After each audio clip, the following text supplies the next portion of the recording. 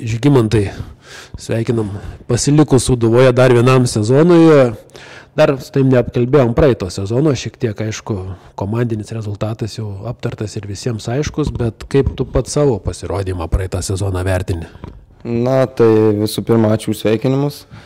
Praeitas sezonas buvo tikrai ilgas ir sunkus ir varginantis.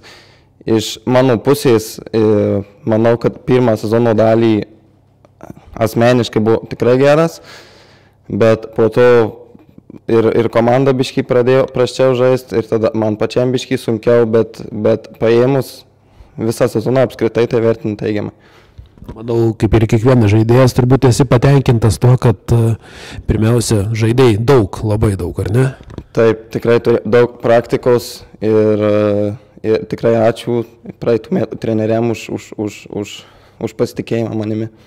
Na ir koks sutartį pratęsti, ar buvo kažkokių abejonių, galvojimų, sąlygų derinimų sunkių, ar greitai viskas? Nu, tai kiek mėnesis laiko užtruko, bet gavus pasiūlymą iš savo gimto miesto klubo, iš tiesų nebuvo net noras kažką galvoti. Iškart ėmėm, sutarėm sąlygas ir pasirašėm kontraktą. Ar jauti, kad Marijampoliečiai Sūduvoj turėtų būti kuo daugiau, ar kuo smagiau, ar jokio skirtumo?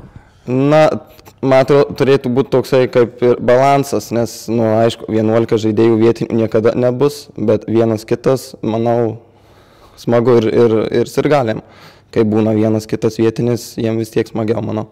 Na ir kokie lūkesčiai kitam sezonui, tiek asmeniškai, tiek gal iš komandiškai visai Sūduvai?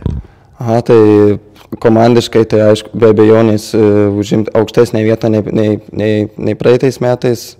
Mano asmeninis tikslas yra, kad kuo daugiau dar duot komandai prie kitos komandos vartų. Tai yra gal vieną kitą įvartį arba rezultatyvų perdavimą. Ir noris džiuginti sirgalius vietinius, nes jie tikrai nusipelno. Tai įvarčiais, gerų žaidimų ir, aišku, pergalėmis.